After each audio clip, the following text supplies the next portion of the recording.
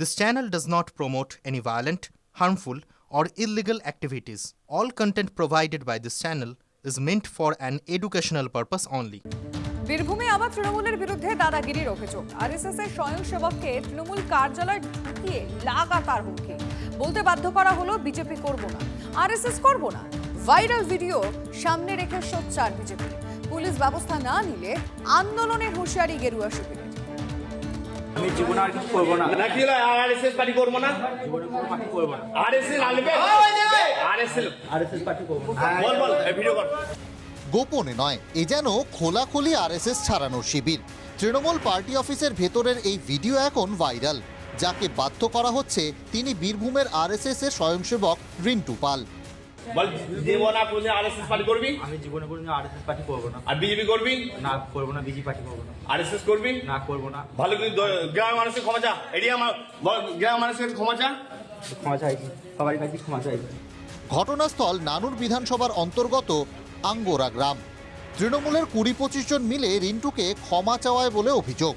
মোড়লগিরি করার অভিযোগ মিলন শেখের বিরুদ্ধে। তিনি তৃণমূলের অঞ্চল সভাপতি এবং নানুর পঞ্চায়েত সমিতির কৃষি কর্মাধ্যক্ষ। পরের বার জনতার হাতে ছেড়ে দেওয়া হবে বলেও হুমকি দিতে দেখা যায় মিলন শেখকে। এই আজকের মতো ছেড়ে দিলাম। এরপর তুলিও দাঁতে দিয়ে দেবো, ছিঁড়ে গেল। তুলিও দাঁতে বেঁধে তুই ছিঁড়ে গেল। পুলিশের কাছে অভিযোগ জানিয়েছে বিজেপি। কাজ না হলে আন্দোলনের হুঁশিয়ারি গেরুয়া শিবিরের। এটা আমাদের কাছে চরম লজ্জা এবং চরম বিস্ময়ের। আমরা তাই প্রশাসনের কাছে আবার আমি আবেদন রাখছি, আজ রাতের মধ্যেই কয়েকজন যারা প্রকৃত দোষী তাদেরকে চিহ্নিতকরণ করে গ্রেপ্তার করা হোক এবং দৃষ্টান্তমূলক সাজা দেওয়া হোক। নানুর বীরভূমের জেলা সভাধিপতি কাজল শেখের গড়। কাজলের এলাকায় কি আরএসএস করা নিষিদ্ধ? কিন্তু কাজলের প্রতিক্রিয়া মেলেনি। যে ব্যক্তিকে আপনি কল করছেন তিনি এখন উত্তর দিতে পারছেন না। বীরভূমের রাজনীতির ময়দানে আর কত কুনজির তৈরি হবে? হিমাদ্রি মণ্ডলের রিপোর্ট, TV9 বাংলা।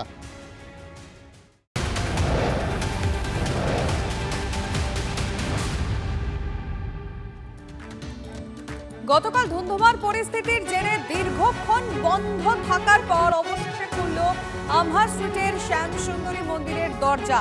আমি কথা বলতে চাইবো আমাদের প্রতিনিধির সঙ্গে, সুমন মহাপাত্র রয়েছে। সুমন, কি ছবি এখন সেখানকার? দেখো, দীর্ঘক্ষণ বন্ধ ছিল, নির্ধারিত সময় পেরিয়ে গেছিল। তারপর যারা দূর দূরান্ত থেকে এসেছিলেন, তুমি দেখছিলে কয়েকজনের সাথে কথাও বলছিলাম, তারা কিন্তু বিক্ষোভ দেখাতে শুরু করেন, দরজায় কিন্তু হাত চাপড়াতে শুরু করেন। তারপর অবশেষে কিছুক্ষণের জন্যই শ্যামসুন্দরী মন্দির খুলেছে। যদিও এখনো কোনো পুলিশি ব্যবস্থা এখানে নেই, ভক্তরা নিজেরাই লাইন করে ভেতরে ঢুকছেন। কালকে বিশৃঙ্খল পরিস্থিতি তৈরি হয়েছিল, আজকে ফের কিন্তু সেরকম একটা আশঙ্কা থেকে যাচ্ছে। যদিও এখন ভক্ত সংখ্যা খুব কম রয়েছে, তবে কোনো পুলিশি ব্যবস্থা নেই। কিছুক্ষণের জন্য এই বিক্ষোভের পর কিন্তু মন্দির খুলেছে। ধন্যবাদ।